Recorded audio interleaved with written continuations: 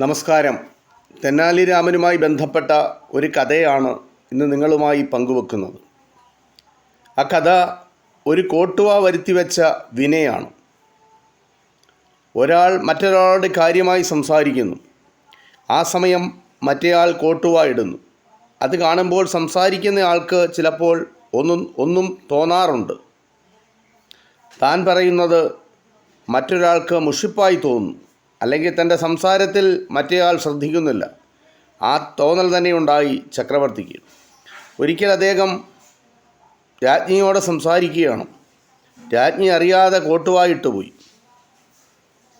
കുറേ നാളായി ചക്രവർത്തി ആ രാജ്ഞിയിൽ നിന്ന് അകന്നു നിൽക്കുകയാണ്.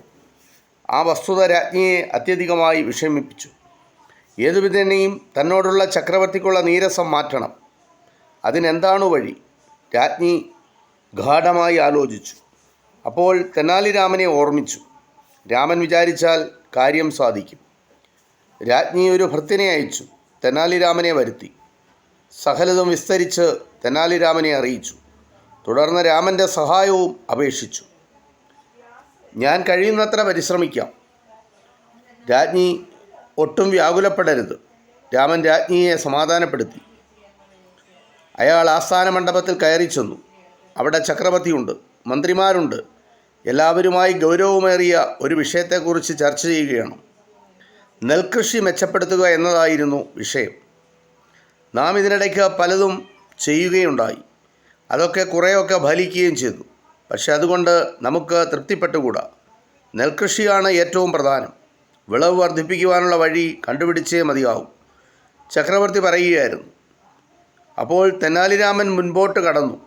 തിരുമേനി, വിളവ് വർദ്ധിപ്പിക്കാൻ ഒരു വഴിയുണ്ട്. എൻ്റെ കയ്യിൽ ഒരു തരം വിത്തുണ്ട്.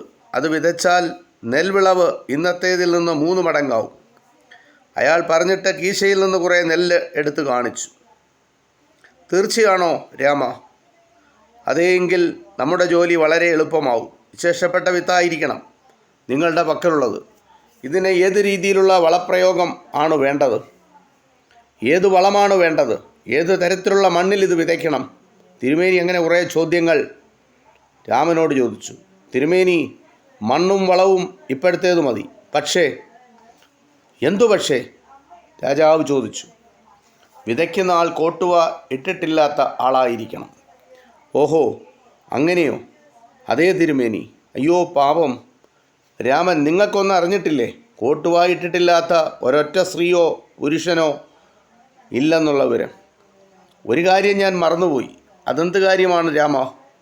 തിരുമനസ്സു പറഞ്ഞാണ് ആ കാര്യം ഞാൻ ഓർമ്മിച്ചത്. അതായത് കോട്ടുവായിടാത്തവർ ഇല്ലെന്ന്. ആട്ടെ, ഞാനത് പോയി പറഞ്ഞിട്ട് ഇപ്പോൾ തന്നെ മടങ്ങി വന്നേക്കാം. അപ്പോൾ രാജാവ് ചോദിച്ചു, ആരോട് പറയാനാണ് പോകുന്നത്? അപ്പോൾ രാമൻ പറഞ്ഞു, രാജ്ഞിയോട്. രാമൻ രാജ്ഞിയോടാണ് പറയാൻ പോകുന്നതെന്ന് പറഞ്ഞപ്പോൾ ചക്രവർത്തിയായ കൃഷ്ണദേവരായർക്ക് ഓർമ്മ വന്നു. രാജ്ഞി കോട്ടുവായിട്ടതും താൻ രാജ്ഞിയോട് നീരസം കാണിച്ചതും അദ്ദേഹത്തിന് പശ്ചാത്താപമുണ്ടായി. താൻ പ്രവർത്തിച്ചത് തെറ്റാണ്. ഈ തെറ്റിന് പരിഹാരം ചെയ്യുകയും വേണം. രാമ, നിങ്ങൾ രാജ്ഞിയോട് അക്കാര്യം പറയണ്ട. പറയുന്നത് ഞാൻ തന്നെ ആയിക്കൊള്ളാം. അല്പം താമസിക്കുമെന്നേ ഉള്ളൂ. ഇപ്പോഴത്തെ ഈ കൂടിയാലോചന ഒന്ന് കഴിഞ്ഞോട്ട്, ചക്രവർത്തി പറഞ്ഞു. വാസ്തവത്തിൽ രാമന് സന്തോഷം തോന്നി. രാജദമ്പതികൾ തമ്മിലുള്ള അകൽച്ച താൻ കാരണം മാറിയല്ലോ.